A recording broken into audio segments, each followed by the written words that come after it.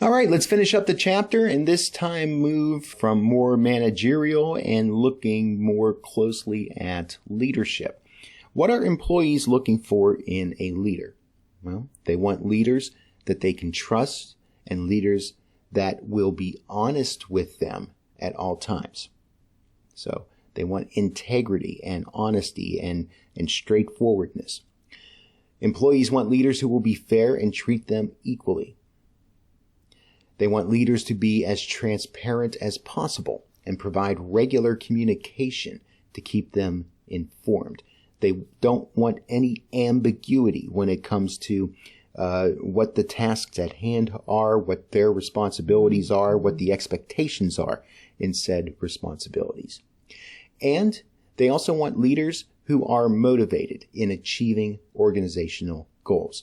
The leader needs to be passionate to help the workers to be able to be passionate and feel like that what they are doing is worthwhile and is going to be effective in some way.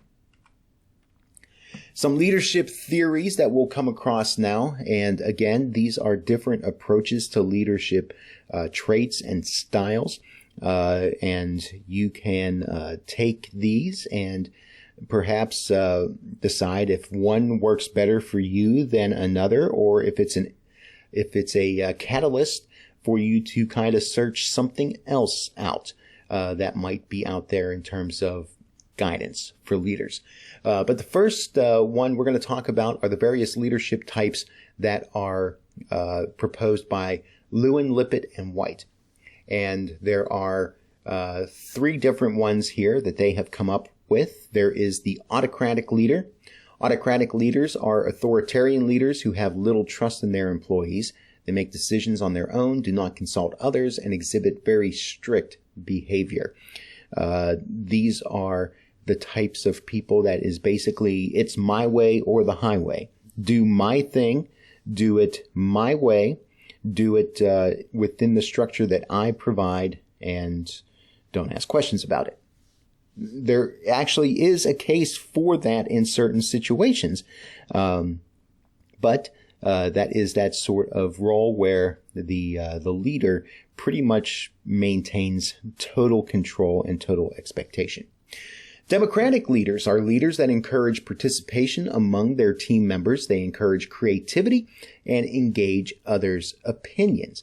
So there's a much more voice is given to the workers in terms of the way the workflow should happen and what action steps ought to be taken to reach goals. And then there's the laissez-faire leader. This leader tends to allow employees to manage their own time and progress towards their own goals. They give their employees a lot of autonomy. So they may put the overarching goal in front of them and basically allow the employee to accomplish that goal however they best see fit. And there are applications in which that is an effective method for leading. Blake and Moulton give us 4 leadership styles. There's actually kind of 5 here. We'll get to that in a bit. But the first of the leadership styles is the impoverished style. These leaders score on the lowest of both concern for people and concern for production. They work to protect themselves and avoid any controversy. Basically, what that means is that it's a leader that does not provide a lot of information or a lot of empowerment, and really does not get involved too much. The country club style or the accommodating style. These types of leaders score high on the people axis and low on the production axis. They are great with people, but may not be very productive.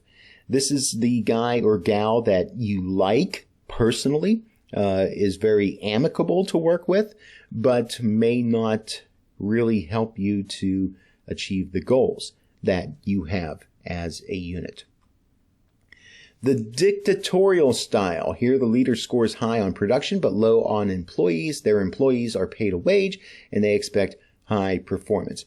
This is kind of, again, that do as I say sort of mentality. They provide the structure, they provide the the standards and the metrics. They expect things to get done, and many times for those things to be done without question. Then there's the team style. These leaders score the highest on both the people and production axes. They rely on teamwork and helping others achieve their goals. So there is empowerment amongst the group, and there is that sense of complete ownership by the leader and by the people towards the action steps, the vision at hand, and there's the working together and empowering sort of mentality. So those are the 4 leadership styles, but the 5th one would be kind of status quo. It's found in the middle of the grid. This emphasizes an adaptive style of leadership by balancing between employee needs and company goals. So it's not necessarily strong or weak in either personnel or production, but it is that sense of trying to figure out what sort of leadership style is in most need for the particular situation that is at hand.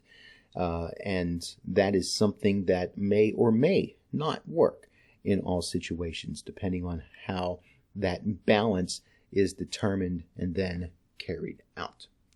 A couple more leadership styles in addition to those 4. There's the opportunistic style. This manipulates and exploits the situation to the manager's benefit.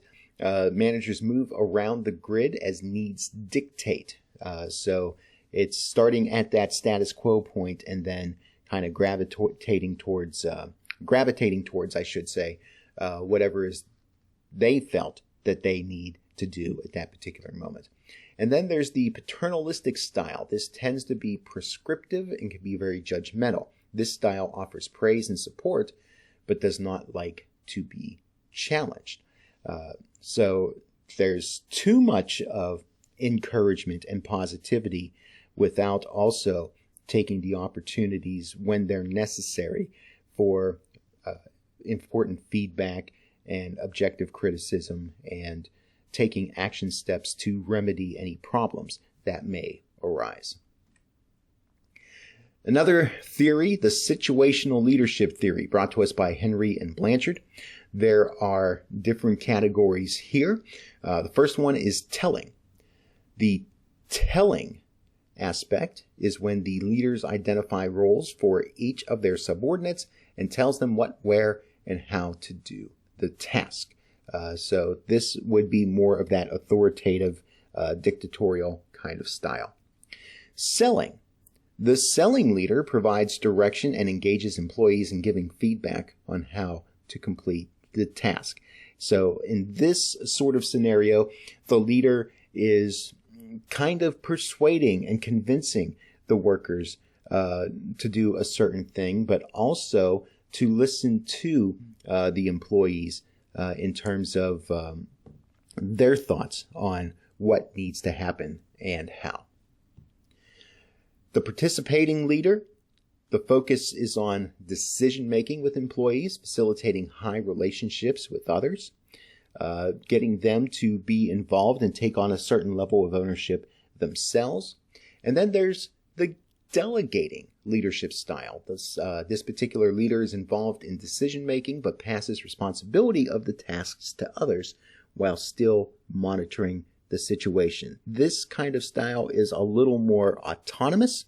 It's more empowering for employees, but can also kind of come across as not really being hands-on when it comes to monitoring and progressing, and sometimes that can be a disadvantage. Another theory contrasts transactional versus transformational leaders. We talked about this somewhat earlier on in the course. The transactional leader uses a system of rewards and punishment to promote performance and function within the existing culture of the organization, thus seeking to retain the status quo. So it's that idea of if you do a job and you do it well, you will be rewarded. If you don't perform to expectations, then we will remedy that situation with measures that you as the employee may not like. Transformational leaders, on the other hand, work to change the organizational culture by being more proactive, introducing new ideas, and motivating employees through a higher sense of ideals, and of moral values. So the transactional leader puts a lot of the onus on the employees themselves, while the transformational leader still gives the employees a lot of freedom, but gives guidance and direction and encouragement and those sorts of things, has a little bit more investment in the overall outcome of what the employees do. A couple other theories: emotional intelligence. These types of ideas involve various leadership styles that can affect different emotions of employees, recognizing that what a leader or a manager does and how he or she does it can have an impact on a worker's well-being, which in turn is going to have an impact on his or her job performance. And then there's the Machiavellian leader. This is one that demands respect, believes the end justifies the means, and will only reveal what is advantageous to their needs. So this is kind of an get things done at all costs sort of thing. And sometimes the costs include casualties of worker morale, worker performance, and even workers themselves. Moving on to the entrepreneur. Contemporary electronic and digital media managers need to think like entrepreneurs and function with an entrepreneurial spirit to remain relevant in a rapidly evolving landscape. So this is that idea again of being willing to take risks, and you have a certain amount of initiative and creativity and thinking outside the box and things like that, taking advantage of various opportunities, developing new products or services, or developing new methods of delivering products and services. These are all things that kind of come about as the forward-thinking, the creative, the troubleshooting sort of person, and many of those are indicative of an entrepreneurial spirit. 5 qualities of an entrepreneur as expressed by Warren. First, vision and dissatisfaction with the present. In other words, they see the current situation, but they also see what could be that is qualitatively different and assumedly qualitatively better than what they currently see in front of them. Entrepreneurial leaders, you know how hard that word is to say?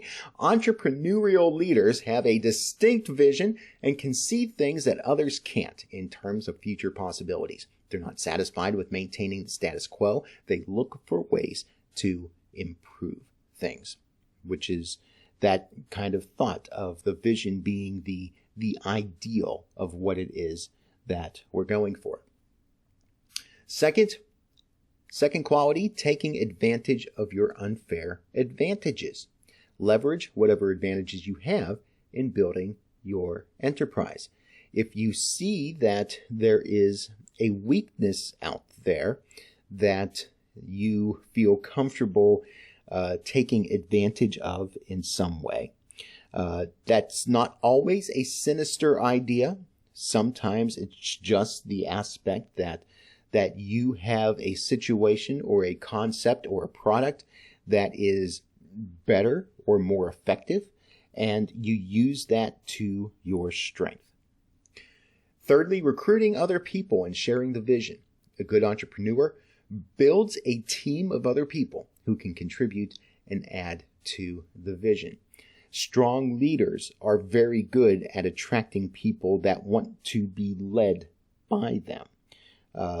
That's that sense that those that can recognize that someone is competent or skilled or strong or focused, people are attracted to that when they are looking for leadership. So those that are of that entrepreneurial mindset often have a certain aura about them that will attract people to come and be under their leadership. Flexibility to adapt, to be open to feedback, and to learn. Seek out, listen, and respect others' points of view, and be willing to change as needed. Know that you are not the be-all, end-all. Understand your misgivings and your failures and your weaknesses and the places where you are not as much of an expert, and be willing to learn and grow and develop from others and what they have as their strong suits. And then finally, persistence and execution. Stay focused on the vision and be relentless. If the initial idea doesn't work, try again with a different angle. Be willing to do some trial and error. If at first you don't succeed, try again, but perhaps with a different methodology or a different process. Whatever it takes to that you need to do to adjust what it is you're doing in order for you to achieve your goal. Now, Johansson provides 9 psychological traits in entrepreneurs, getting into the mind of an entrepreneur, if you will. First off, self-esteem. Entrepreneurs have high self-worth, enabling them to take on tough challenges. If you beat yourself up too much, it can be hard to be willing to take risks. To overall have a healthy self-image of yourself, the confidence in who you are and the goals that you have. Very, very important. The need to achieve relating to that. They strive for accomplishments based on their efforts. Some people would call this a strong work ethic, that idea of getting the thing done and pushing forward in getting the thing done even when it seems difficult. Third psychological trait, screening for opportunity. They know a good opportunity when they find it, and they're capable of screening out the things that are useless. So kind of a spirit of discernment, if you will. Recognizing what's good, tossing out what is bad. Locus of control is the fourth one. The entrepreneur believes that he or she can influence the world in which they function rather than being controlled by external forces. That's that idea that they have a certain power of influence and an effective power of influence. Entrepreneurs are goal-driven. They are driven by setting goals and priorities. That helps to provide the motivation in and of itself. The goal is the motivation. Entrepreneurs are optimistic. They see challenges as opportunities and not as problems. And as a result, they believe that they will be successful. They have an element of hope within them. Seventh, courage. More than just risk-taking. It's having the courage to face new challenges and obstacles to growing an enterprise. So many times it can be daunting to take on a task and see it through, even if you are sure that it is the right way to go. Whether it's because it's going to be hard or it's going to be unpopular or whatever the case may be, courage can definitely be a strong suit for someone that is trying to accomplish something. Eighth, tolerance to ambiguity. Entrepreneurs can tolerate a higher degree of uncertainty and risk. The what-if questions, where you ask yourself, what if something doesn't go the way that we think it should? Or what if I'm wrong about this particular thing? Asking those what-if questions, that is natural and that's healthy. But to allow the what-if questions to keep us from moving forward is not healthy and not productive. And then ninth, internal motivation. Entrepreneurs are driven by a high degree of intrinsic motivation. They want to succeed and believe in their abilities. They have a certain amount of confidence within themselves, a certain amount of faith within themselves, within their situation, within their environment, within those that they are working with. And that provides kind of that environment in which it makes it easier to move forward in striving for your goals and achievements. Now, let's talk about social media. This is an area that is continuing to develop as we become more and more of a virtual culture and expect things to come to us by way of internet and streaming and data and using electronics in terms of not just entertainment, but communication and workflow overall. 3 reasons for managers to embrace social media. 1, to build his or her own personal brand. The term thought leadership was used earlier. If you can be seen as a thought leader within your industry through the ways that you participate in social media, that is very effective in terms of your credibility online and credibility within your industry, which can also lead to how you implement the things within your organization and allows you to be effective within the media aspect of your job and reaching out to audiences. Secondly, to engage with others, things like people like your peers, your employees, your customers, and just the public at large, because that's where people are. It's easy to reach out to them through the social interwebs. And then thirdly, to learn from instant information and direct feedback. People are able to be more genuine online in many cases. And so the things that you see online are going to be a better representation of what people are really thinking and feeling and give you a sense of perhaps ways to deal with certain situations, taking certain action steps based on the things that you see online. Now, what to post and where to post it. There's different places where different things are appropriate to post. Personal and private content needs to be kept personal and private. Don't use your public social media spaces or company social media spaces to talk about things that are personal and intimate. The personal and private space is where you can show that you care about relationships. Professional and private. This shows your ability to collaborate with others. This might be in how you interact with some industry insiders and different colleagues, those that you work with within your company and things like that.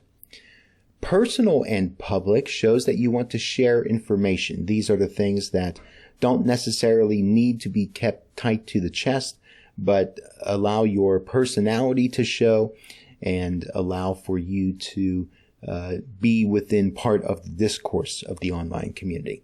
And then professional and public, this shows your competence and your professionalism. These are the things that if you're effective at putting information out and things that are helpful to the industry and to the community, that is a strong way to develop thought leadership in the online world. Some of the risks involved in using social media, how you manage your social capital. In other words, making that distinction between your personal and your professional life. There's going to be some decisions that you're going to have to make about whether to post something at all. One of the things to keep in mind is that the online world has a great memory. Once it is out there, it is very hard to retract it. So be very, very conscious about what you put online, in what context, and why you do so. Related to that, how you manage your intellectual capital, what you communicate about and what you can't communicate about. So as we talked about it from a personal standpoint, we talk about it from a professional standpoint as well. You don't want trade secrets getting out. You don't necessarily want to be a bad apple in terms of some of the ways that you talk about the competition or the industry and things like that. There's definitely going to be elements of being competitive, but you also at the same time don't want to necessarily do things in such a way that it hardens your credibility when it comes to being effective in the industry as opposed to just being a jerk. And then thirdly, how you manage your progress with social media, how you monitor and analyze your presence, learning how to read analytics, knowing what sort of things are effective, knowing what is effective relative to the time investment of what you are spending on social media, especially if we're talking about publishing content, the amount of work that you put into making content available through social media platforms relative to the results that you get online. It's worth noting here that especially when starting out in social media, that it does take time for you to build a brand and to build followers and for people to expect certain kinds of content. And that time investment is going to be a hefty one, especially in the beginning.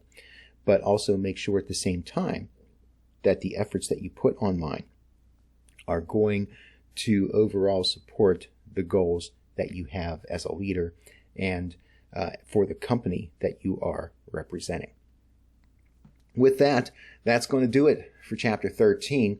And this time around, when you do the study questions, there's not really study questions as much as one study question, and it's more about your thoughts as it relates to some of the things that we've talked about with managers and leaders and some of the traits and qualities, and what sort of things that you would do to follow up with continuing that education and growth of what it means to be a leader, what it means to be a leader overall, and what it means to be a leader within the communications industry. So I would encourage you to take a look at the study questions sheet and spend some time with it, not just for the sake of the assignment, but for your own personal enrichment. And when we come together in class, we'll talk about some of these things. What sort of things have impressed you? What sort of things don't make a lot of sense to you? And really, that's going to kind of expose your philosophy of management and leadership and your philosophy of how things ought to work in the industry. I think it'll be an interesting conversation when we get together.